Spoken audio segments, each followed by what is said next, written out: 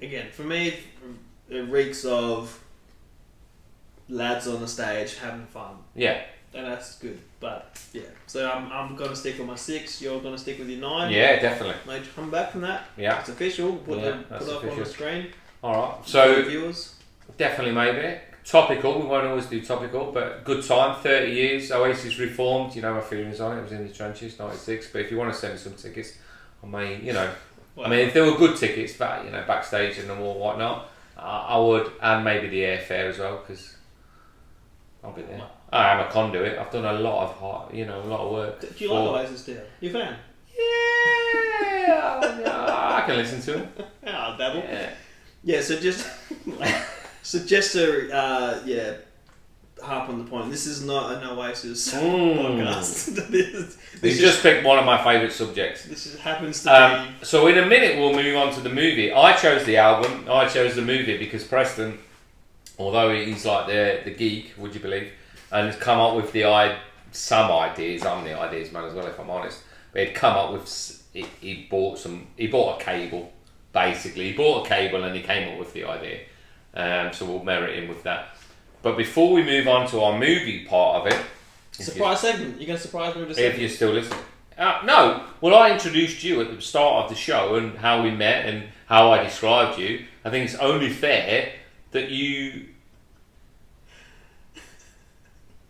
what were your opinions of me? And how did we meet?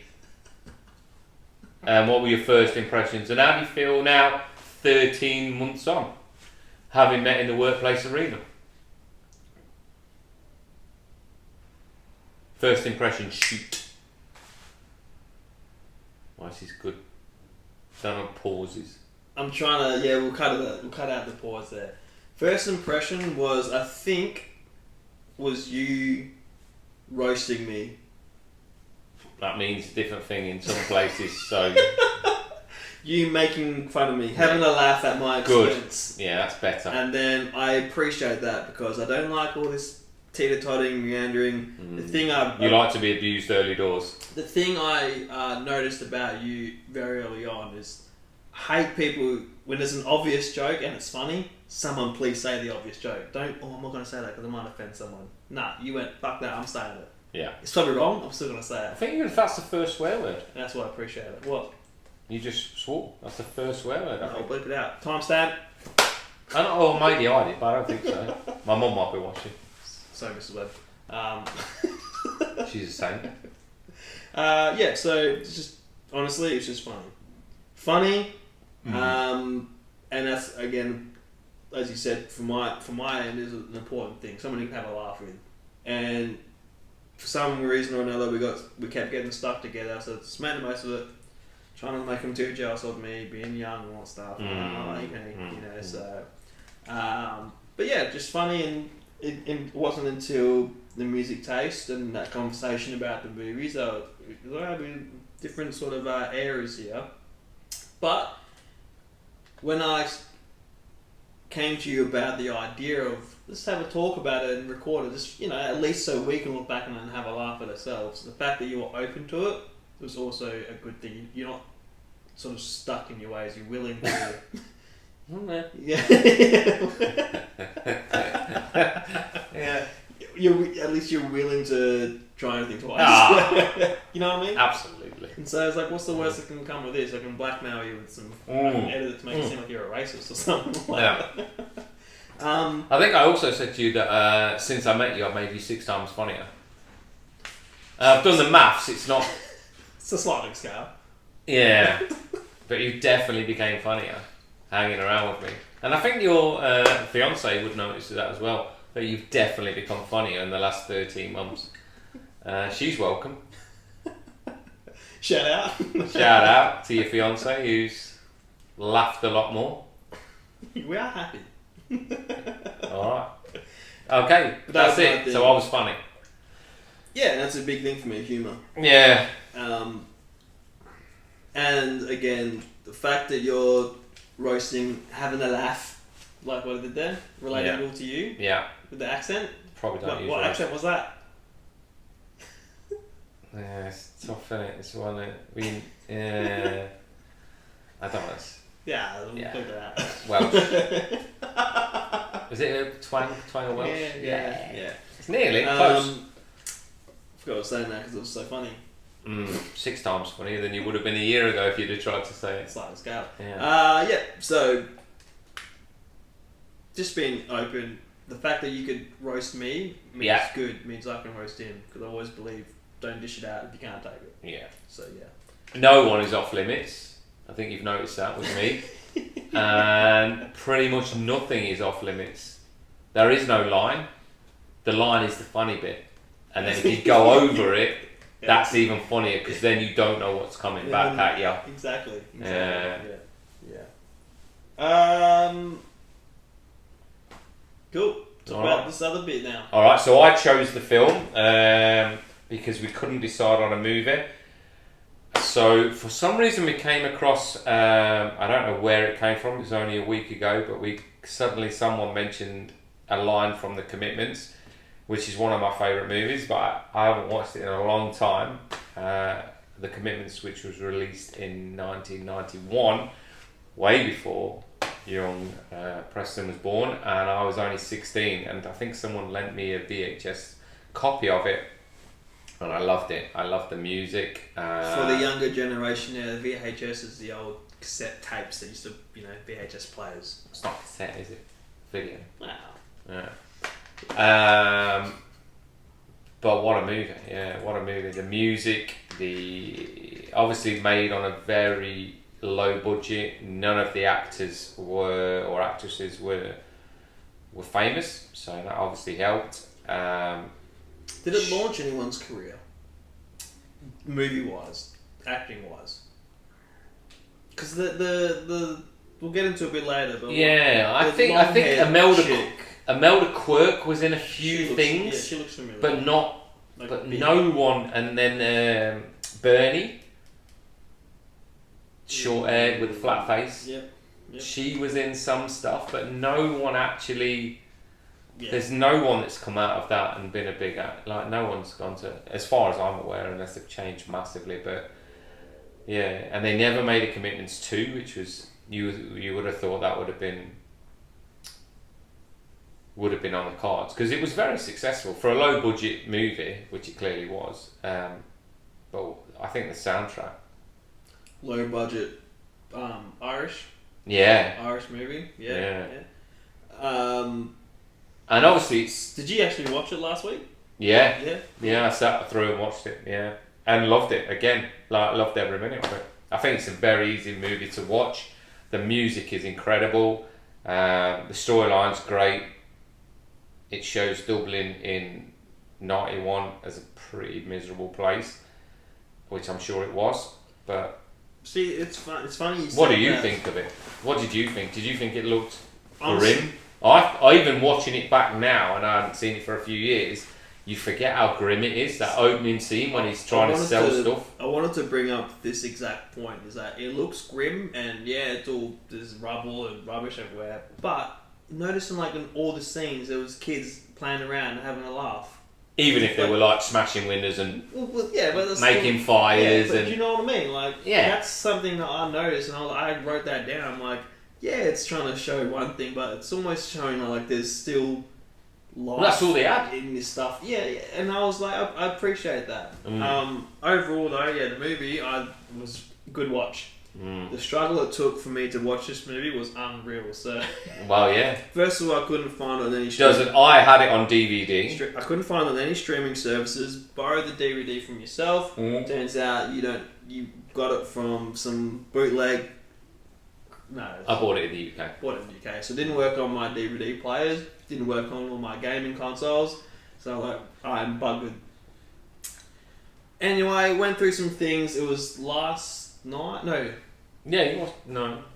Was it last night? Was it last night? No, it was the night before that. The night before that, I ended up finding it on the internet and had to watch it through streaming services from there as well. So it was a struggle to watch this movie, but boy, I'm glad I did, because it was a good watch. It was a really good film. How do you feel it's aged? Honestly, good.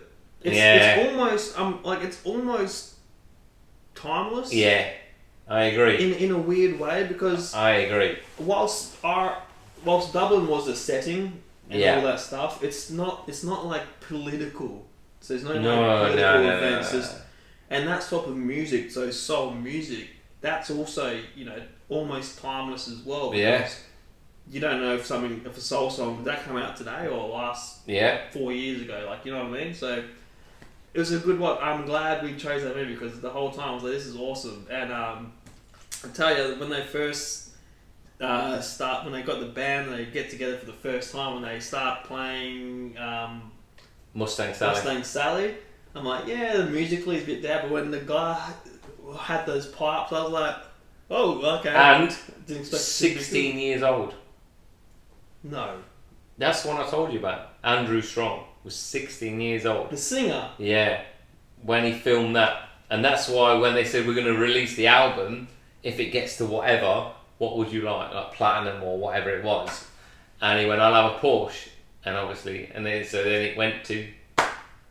Fucking hell, they're making big over there. 16? Yeah, 16, yeah. And a voice like that? Yeah. Oh man, that's crazy. Yeah. But yeah. And it's great how the better they get, the worse they become as people. Yeah. Because they smash it at the end. They're all smiles and stuff on stage. Yeah, and yet they're fighting backstage. And then you go back to the beginning where he's saying, don't sing it in your own accent. And then they nail it at one of the other shows, don't they? And they're like, as a band, they are. So I want to talk about that point a bit later on for sure, but we'll go through it as best as we can remember from the story itself. And I want to cover off a couple of points. The first one was, good watch. I'm glad I watched it. Really good movie. When they started singing and playing music for the first time, I was genuinely, I was like, oh shit, like this is actually good. Like, didn't expect that. Like, I was expecting some bad dubbed over version. Like, clearly that wasn't him singing in the camera. They've obviously played that, you know, recorded that somewhere, and but it was done well. And it got to the point where I had to look up, like, is this guy actually singing, even though it's not him? They were all playing and singing. Yeah. And because it got to the point where he was just doing the facial expressions of singing soul. I'm like, he's really good acting. I'm like, no, he must be singing this for real, and it turns out he was as well. But yeah, timeless, a great movie, funny as well, and made before it wasn't Hollywoodized. No.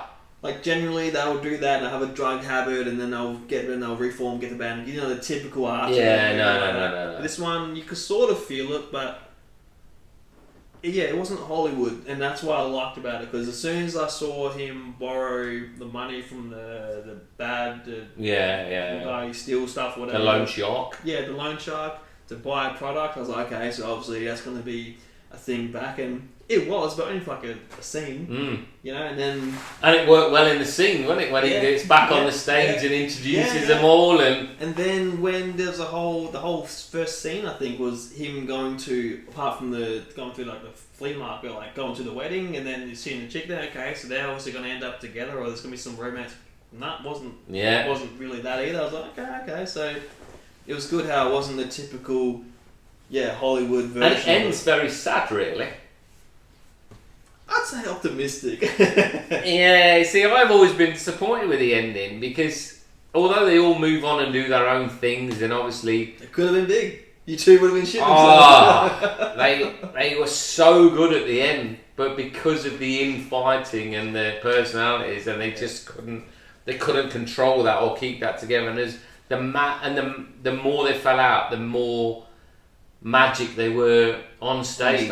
You know, which was really They got more professional. Oh, they were, but they just got better at what they were doing. They got better at playing. They got better at singing. It had soul. It had feeling. It had power. And then all of a sudden, but it was just the backfighting and the falling out and the personalities. So the one thing for me is I didn't quite get, and it's not really that important, but like I would have liked a bit of like why soul. Why did Jimmy Rabbit, that was his character name. Rabbit. Mm. Why did it didn't show him like enjoying soul? The first scene should have been him listening to like a soul track or something. You know what I mean? It's just weird how you go soul. You look at that area and you go, that's pub band or rock band. Yeah. You know what I mean? Like why soul? But it's not that important. But I think they were just trying to portray that Jimmy had the first Frankie Goes to Hollywood record, and then he was the first to realise that was shit. And it was like, so Jimmy knew his music, and obviously he's heard some soul, and he's gone, well, no one's doing this, and this is like a hole in because he's more business manager. But no one's doing soul, no one's doing it, and soul, and then he looked into it, and soul is the sound of the city, and Dublin, and that, when he breaks it down, the blacks are the Irish are the blacks of Europe, and the Dubliners are the blacks, and the such and such of Dublin are the blacks of that, and then so that's Susan. Yeah, that makes a bit more. Yeah, but I like it when you see the people in the audience. There's your punks, your new romantics, but they're all loving the soul. They're all into the soul. Yeah, I thought it was brilliant when they all wear their suits and the black dresses, and then they don't want to wear the suits anymore. And then the best gig they play is the last ever gig, but they don't want to wear the suits. And you'd be like, yeah, so that makes. But the girls can continue with it. He's coming up from a more manageristic side of things. Like he just chose soul because it's more approachable. We can probably get more people on side and sell it a bit easier. That's actually really good. I appreciate that a bit more now. But shall we recap the plot as best as we can, so we can talk about it, not missing things there as well? Yeah. Just the big parts. The flea market. Yeah, and then he goes to the wedding. Which I thought was weird. There was a couple of weird scenes where, I thought it was just a random wedding. I'm like, why'd they show that? But then I didn't realise it was coming back to the wedding. I was like, oh, what's going on here? Yeah, so Jimmy has gone to see his two mates in a band, and think about putting an exclamation mark. Yeah. Or in the middle. He can put it up his hole. He sees his two mates from school, and they both play guitar, and he wants to put a band together, and he's got an idea of who he wants. So he starts with his bass player and his guitarist. Then he hears obviously Deco singing, and he's like, he's got something, so he makes a mental note of him, and then he goes to find him, and he works on the buses as a bus conductor. And he knows Bernie from school, who can sing. But he also knows Bernie knows his crush. The blonde girl. God, her name has escaped me. Imelda Quirk. He knows Imelda Quirk, and then Bernie has a friend who can also sing, and she happens to become the one that makes it. Did you notice that at the end of the movie? Yeah, she's had the Midwestern thing. No. That's the long one. The brunette. Yeah. He ended up going out all day. Yeah, she wanted to date him, and he said, I am your manager. Which is weird. We'll talk about that a bit later on as well. Yeah, he says, I am your manager. But then in the end, it kind of, when they do the montage of where they've all ended up, she's obviously on a music video in black and white, and they've obviously got together, and she's made it would appear. Yeah. And then he puts the band together, doesn't he?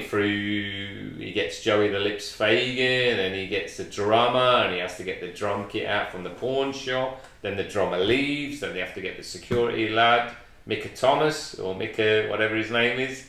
Micah Wallace. Yeah, the crazy guy. Micah Wallace. Yeah. That's a good strong mic. So I liked how they did the whole putting the band together. It's almost like the medical teacher who's playing the piano. Yeah, the organ at the church. He plays the organ at the church, and he's not anything like them. And they're all a mismatch of people, and there's where'd you get the piano from? Oh, it's my grandma's, but she doesn't go in the front room very often. Yeah. All of that stuff is very... Did you like the scene where he's going into the flats to see Bernie, and the lad's got the horse, and he goes, you can't take the horse in the lift. I have to. The stairs will kill him. that stuff happens. Just small stuff like that. Stuff happened. And that's what gives it a bit of character. Yeah, it's very not good. For comedic effect, it's written because it's real, yeah. It's real, yeah. One of the things I liked was the whole dad's fascination with Elvis. Yeah, that's brilliant. Like, I didn't realize the first time what sent me was they have a shot where they're showing the Pope in the frame. And above it. I didn't realise that, and then the second time he keeps talking about Elvis, I'm like, that's why they got Elvis above the Pope as well. And he just loves him, and oh my god, and the whole talking about when he's talking with the Joey the Lips trombone playing, like, did you ever see Elvis take drugs? Yeah. No, sir. Yeah. I knew it, yeah. And the kids are playing and he sends them out of the room because he wants to listen to Joseph. Yeah. So infatuated with Elvis. Who's that old bollocks? And he's like, God sent him. On a fucking Suzuki. I was going to say that. I wrote that the lines are brilliant. I wrote that down in my notes because that was fucking hilarious. But that's the best. Yeah. How they never... Because it was a massive hit that came from nowhere, obviously on a low budget. And how they never jumped on quickly to go, right, let's bang a sequel now, let's bang a sequel. Like they would today. Can I be honest with you? Is it a thing about maybe like it's just not the movie scene in Ireland? Not that big, maybe? I don't know. I'm not good. But anything that makes money, you would geopolitics. Think, anything that makes money, you would go, this is bigger than we expected it to be. There is and there was a sequel in it. There 100% would have been a sequel in that movie because it left it so open. Everyone went elsewhere. Some are buskins. It's based some on are... a book. From what I read, it's based on a book. Okay. Yeah, so it's based on a book. From what I the small amount of reading I did, it's based on a book, and it pretty much hits the same beats as well. Ends off the same where he's walking home and he's like the guy. And then Wilson Pickett drives up, which again it's like it doesn't end on it for me. It's a very sad ending to a great movie because you wanted him to be massive, you wanted him to be successful, and it's the breakdown of the band in that last show when they're the best they've ever been, the most on point they've ever been. And then they all turn on each other. They turn on Jimmy because Wilson didn't turn up, and he blames Joey the Lips, and you're never sure about Joey the Lips all the way through it. Yeah, right. Was he a bullshitter? Is it true? And then they go and see the mum. Even at the end, they go and see the mum, and he's like, "Oh, he's on tour with such and such just died years before." So you still never really know. And he won't take Jimmy the Rabbit in with him. But it's good. One thing I also wrote down in my notes is after the show, when the last show, when they get backstage, what were the girls' names? The blonde-haired one? Imelda Quirk. She was just mad at the short-haired girl for no reason. Yeah. She was like really aggressive, and I'm like, did I miss a scene here? Like, what's going on here? And that's funny because they had to create that drama somehow. Joey the Lips went with Bernie, and he went with Natalie. And then he went with the blonde. But he never went with the blonde. And she was still married. Well, she wasn't married at that time. Alright, yeah. But she was engaged to Dopey Greg or whatever his name is. I don't know if I missed something, because she was like really aggressive to the short. I think they just were all falling out at that time. I think I just needed the reason for everyone to be fighting. Yeah. But overall, great movie. Some real funny like actual bits. Another thing I noticed is that if you rewatch it, I don't want to ruin the movie for you, but I probably will. Well, you won't. Most of the scenes that Jimmy is in, he walks into the scene. So very rarely is it like the scene starts and he's already in frame. He'll always walk into frame. Yeah. And most of the time, because it was weird when I watched it, he will leave the frame as well. So you might pick that up next time you watch it, but it's something I picked up. I was like, that's really weird. Like, it's almost as if he couldn't be in the frame in action and start recording or something like that. So yeah. I don't think there's many movies that have been filmed like that though. The whole movie for me, it's a different movie. Well, and that's another thing I wanted to say. It's probably always this relates to what we're talking about with the Oasis album before as well. Like, it's we can't old, go back now. and it's aged. Yeah. And it's a tempo thing with me. Like I find a lot of old things tend to be a bit slower. Yeah. But the editing in this and the pacing, it still felt like a good movie. Like, you know what I mean? So it felt like a modern movie. It kept me engaged the whole time. It makes you laugh. It is a feel-good movie, but always for me at the end, I'm like, why didn't they just get on? They could have been so good. Do you know what I mean? It's like, and I love all the characters and everything about it is brilliant. But every time I watch it, it makes me smile. It makes me want to. I've got the soundtrack. It makes me want to dig the soundtrack. There's actually 2 soundtracks because it was the first one was so popular. They banged another. Oh my boy! They banged another soundtrack out as well with like little like almost B-sides. Yeah. Okay. But the music's always been very popular. The Commitments has always been very popular. And what it did produce is a lot of soul bands that were recreating in the UK. Were recreating the Commitments and were wearing the suits, singing Mustang Sally, and going on live soul music and that. I mean, even their version of Midnight Hour, brilliant. Yeah. And you don't. And even now, you think about it now. Who's playing soul? Who's playing soul now? Like no one's doing that. You know, if you put 8 people together with an organ, some guitars, a sax, a trumpet, man, honestly, like people would love it because the music is timeless. You're right. Yeah, like again, like you don't know if if it's an old song or this is a new song. And like even that little bit with Joey, the Lips, and Dean when they talk, and he's going, "Are you thinking of the need as a ripple and all that?" And he's going, I wrote that down as well. Yeah, and then he goes, "Well, I'm a little bit embarrassed because she's at school." Like that would not get through today, would it? You know, and you're thinking, "Well, she's school." What? So you're now thinking about a 15-year-old girl's nipple, like.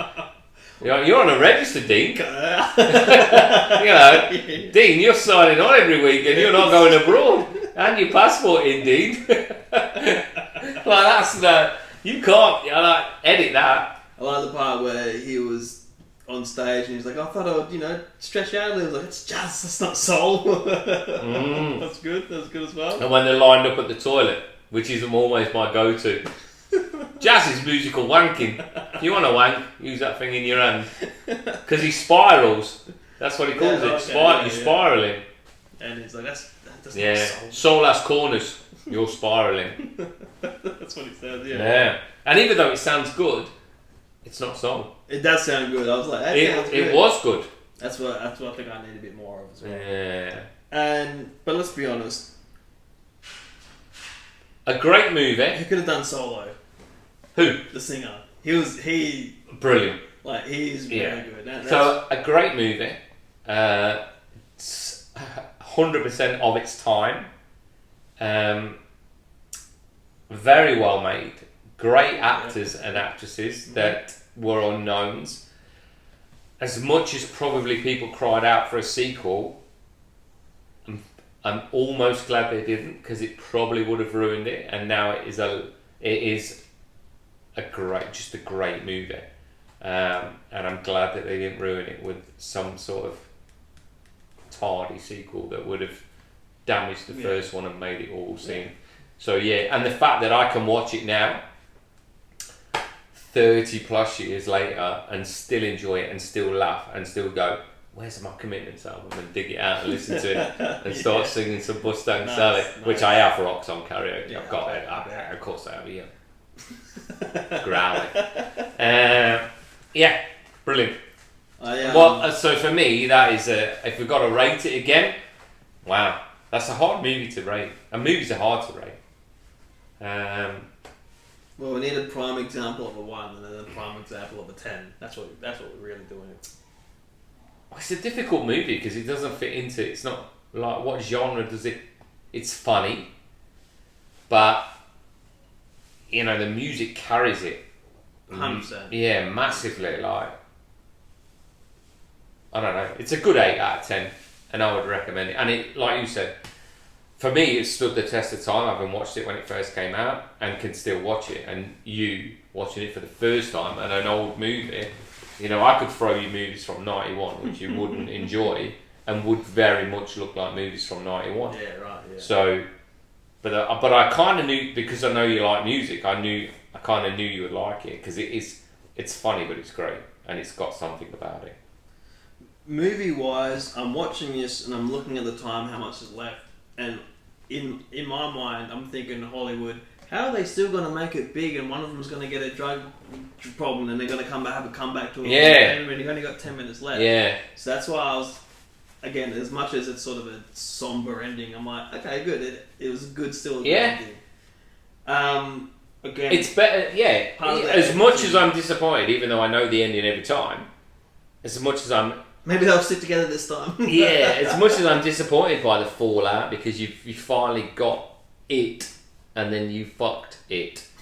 It was like it's honest. It's honest because that could maybe it would have been rubbish if they suddenly took off and were massive and became the new. Yeah, because then what's his role in it? Like he's the manager. Exactly. But yeah, but you don't want it like. Yeah. I don't like movies that end in rainbows and Exactly, unicorns. yeah. I like the ones that have a twist and go, oh, I never saw that coming. That was Yeah. deep. They're the ones you remember.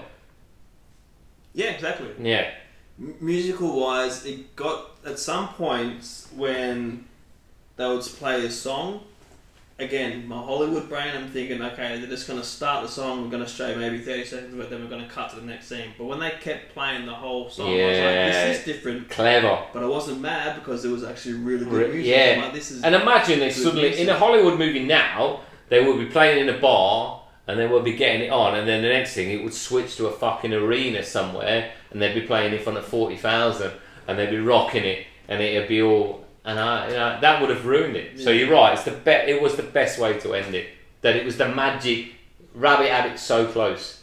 Yeah, and he did it really. Like, he did it. And that guy came up an hour earlier. And if Wilson Pickett had left the stadium an hour earlier, who knows what might have been. But he kind of still gets it because he's obviously becomes the manager of Natalie, and they become an item, and they've all gone on to do whatever. He becomes a doctor. Mika Wallace still plays in the punk band. The two lads are still busking and making money. Andrew Strong is still throwing his, or Deco, is still a lead singer somewhere. What's her name?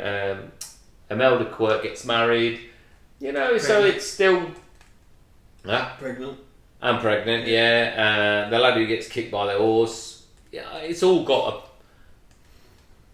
It all concludes well, don't it? Yeah, it's enough. It's real life. No one dies of a heroin overdose. Another thing that got me as well is that you're in for a good time when the first spoken words on camera are fuck. Was it? Yeah. Yeah. So if you want next time you watch it, so he has his little monologue over the montage. Thing, but the first words you see someone actually say with their mouth moving is fuck. And I'm like, yes, we're in for a good movie. I thought you'd laugh when the kids are sliding along the floor and they slide into the old man and he goes, fuck off! I